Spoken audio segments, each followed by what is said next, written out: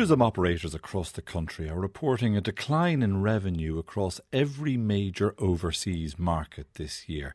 The dip comes despite the fact that Ireland was seeing a recovery in the number of North American tourists in June after a worrying decline in numbers between January and May. Eoghan O'Mara Walsh is the CEO of the Tourism Industry Federation. He joins me in studio. Good morning, how are you? Good morning, Philip.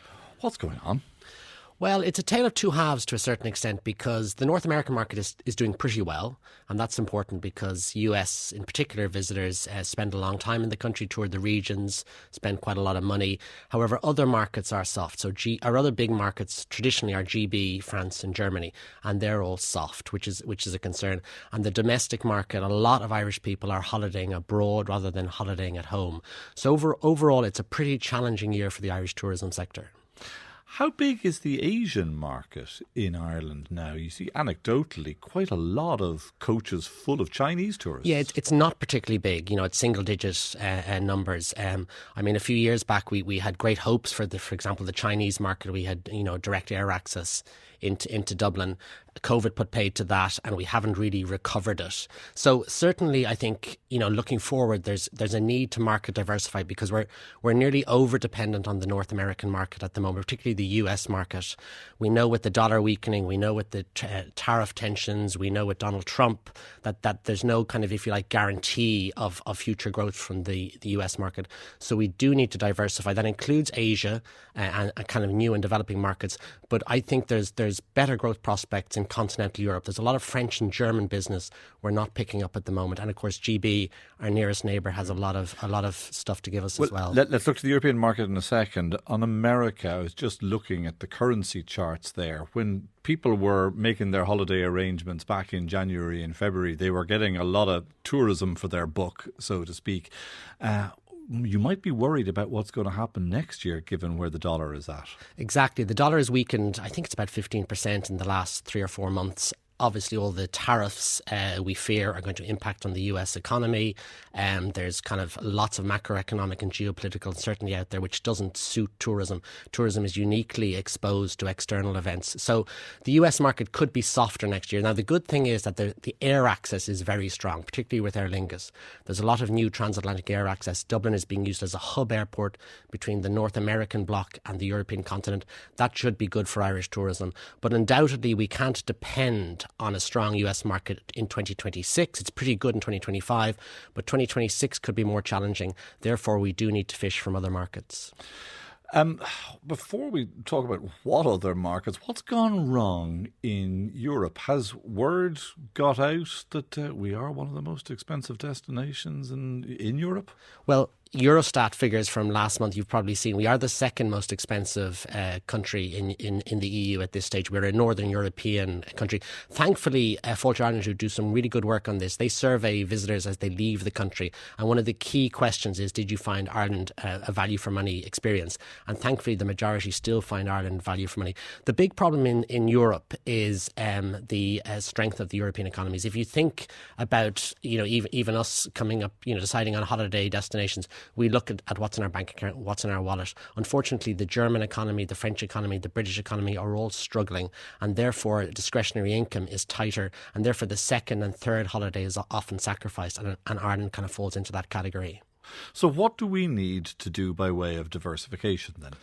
Well, there's a couple of things. I think we need to defend and deepen the US market, because we can't just turn our back on our most valuable market. And please God, fingers crossed, there'll be good business from that in future years.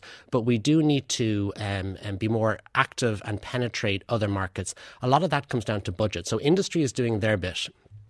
But Brand Ireland is a government responsibility. So Tourism Ireland are the state agency for tourism. They have finite budgets. We'd like to see a step change in marketing budgets for overseas markets in the upcoming budget, because the only way really to get traction in the likes of Germany or France or Britain is to spend big on advertising and marketing, because the product in Ireland, the tourism product, is very good. As I say, Fáilte Ireland survey visitors as they leave the country to ask about value, but they also ask about whether the holiday experience met and exceeded expectations. airlines, and we do well on that front. What you're calling for, though, is a very tricky balancing act. You're saying that the government can't and shouldn't break faith with the North American market, but at the same time we also need to pivot our attention elsewhere. How can you do that within finite budgets? Well, you're right. We need to de-risk. So it's not turning our back on the States by any stretch of the imagination, but we do need to look at other markets. It's interesting to look at tourism budgets. There's economic consultants who estimate that for every euro a tourist spends, 29 cents goes right back to the exchequer in tourism-related taxes. So that means about €2.9 billion was contributed by the Irish tourism industry to the national coffers last year. And yet, in last year's budget, only €251 million was spent on tourism services. So so the return on investment is what I'm saying is indisputable. And there's a very strong case for a step change in tourism budgets in order to allow us to market diversify, in order to allow us to de-risk. What view have you taken on the 4.5% cut to the VAT rate as proposed? Presumably, it doesn't really make that much of a difference to the five-star end of the market, where people aren't going to be swayed by those kind of smaller marginal price increases or decreases. Yeah, I think the upper end of the market, the five-star market, it's not applicable. But remember, the 9%, and there is an expectation within the industry that 9% will be delivered by government in the budget. 9% is for food services. That was what was in the programme for government. So for restaurants, for cafes, for food-led businesses. There's a strong expectation that will be delivered. And it's absolutely critical for those low-margin businesses that, you know, they're wrestling every single day with cost of business pressure, whether it's labour or utilities or energy or insurance.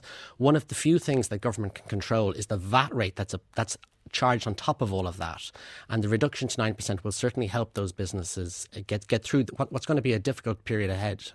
Now, the big thing that is completely out of the control of government is the Italian, the German, the French, the British economies, and how much money people there are going to have to spend. What, if anything, can we do to improve our European tourism figures? Well, as I say, you know, you might have continental European economies in the doldrums somewhat, but there's still a very large outbound travel market, and we need more market share. There's about 80 million outbound trips from Germany every single year. We get a fraction of that. So, you know, despite economic, if you like, headwinds against us, I still think there's a lot of fish that we can fish, if you like, in those markets. I think government can do a few things. There's cost of business pressures that are facing Irish tourism and hospitality businesses, competitiveness pressures, if you like. I think government could make steps in that regard to allow Irish tourism and hospitality businesses to be that little bit more competitive. There's a lot of capacity constraints on the tourism economy at the moment. We know there's a Dublin Airport passenger cap which needs to be relieved. We know that there's proposed legislation from government which risks denuding coastal and rural Ireland of holiday homes and self-catering properties throughout the country, a staple of the Irish tourism product. So aside from investment in what is Ireland's largest indigenous industry and biggest regional employer, there's stuff on connectivity and competitiveness that government should do to support the sector. What you said about relieving the restrictions on flights at Dublin Airport is obviously an incredibly complex issue. Has the tourism industry examined other ways of incentivising tourists to come to Ireland that doesn't involve flying? Sure. I mean, you know, sea access is particularly important to Irish tourism, and it's something that we're always encouraging. And in fact, it supports sort of slow tourism, which is important. I think Shannon Airport and Cork Airport have a lot to give as well, and I think government could be more supportive of them. But none of that is going to compensate for an arbitrary cap at Dublin Airport. We are an island nation. There's no roads and no bridges, no tunnels off the island. If we want to activate and we want to secure access to our key source markets, we need headroom at Dublin Airport. So it was in the programme for government. I know you say it's a complex issue. Undoubtedly it is. But government have had an awful lot of time to debate it and tease it out. And we're still at the same stage as we have been for a long time. Okay. It needs to be addressed urgently. And why is more flights from Shannon and Cork not an answer? Well, it is an answer. And there's nothing stopping airlines at the moment piling into Shannon and Cork. And in fact, if you look at Cork, it's double-digit increases. Shannon also has seen an increase. So there is growth at regional airports. I think government could be doing more in terms of supporting some of the capex spend at those airports, allowing those airports to incentivise airlines into those regional parts of the country. But Dublin Airport is the key gateway into the country. I mentioned Aer Lingus before. Their Dublin as a hub strategy between North America and Europe. Other airlines think similarly. So that cap at Dublin Airport needs to be lifted. Okay. You have quite a job of work to do to persuade domestic customers of the virtues of staying at home. If the texts that we're receiving today are anything to go by, just a sample, Muireann says, we priced 2 nights in Killarney, €760 for 2 nights for 2 adults and 1 child. We got a 4-star hotel in Gran Canaria for 6 nights for €666. Crazy and outrageous prices in Ireland. What needs to be done, apart from getting a control on those prices or handle on those prices, to persuade or to encourage domestic tourism? Well, domestic tourism is very important to the Irish economy, Irish tourism economy. It makes up about 25%, 30% of the Irish tourism economy, but most of our business does come from overseas source markets. I think I think the thing to remember is the Eurostat data from last month, showing Ireland as the second most expensive country in the EU. That feeds its way into hotel prices, pub prices, restaurant prices. What the main thing that Irish tourism has to do is remain value for money. We will never be the cheapest destination. We will never be able to compete with Gran Canaria or the Med destinations. We're now a Northern European country. We have to make sure that the domestic market and the international consumer have a really good time, a really good holiday experience in the country. If we lose the quality of the product, then we have a problem. But unfortunately, we can never compete on price. Saying that, if government can help on things like VAT and on things like energy and things like insurance, then that should mean that Irish tourism is that little bit better value for money. How big an advantage is our weather to us now, when it had been considered such a disadvantage in the past, with wildfires raging across Turkey and Greece and elsewhere around the Mediterranean, and very uncomfortable temperatures throughout the summer for many people? Does Ireland have a unique selling point in this regard now? I suppose it does to a certain extent, but I'm always uncomfortable, if you like, pitching Ireland as a solution to the heat waves going on as a result of climate change. That's something that doesn't sit very well with me, or indeed with the overall Irish tourism industry. I think we will get a bit of a bounce. We all know that July and August is insufferably hot on the European mainland.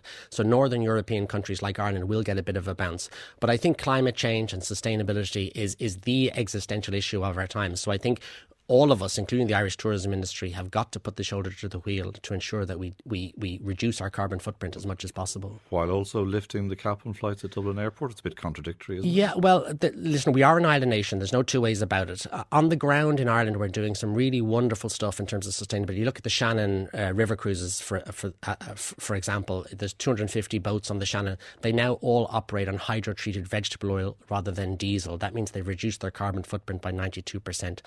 To get Small to the potatoes by comparison with emissions generated by flights, though. Yeah, I mean, aviation accounts for about 2-3% of greenhouse gas emissions globally. The aviation sector is really difficult to decarbonise. Saying that, airports and airlines themselves are doing some seriously good things on decarbonisation. But they've been promising good things on decarbonisation. They haven't been delivering within a timeline that's meaningful, though. Well, you look at the likes of Aer Lingus, who are going to operate about 10% of their flights using sustainable aviation fuel by 2030. That's well ahead of the EU mandate. So we've been leaders in aviation since GPA. I think we're going to be leaders in aviation sustainability. But we do have to be mindful that we're an island nation. We don't have the flexibility in terms of roads or trains or bridges that other countries have, but it is a critical issue for the sector. Eoghan O'Mara Walsh, thank you very much for joining us this morning.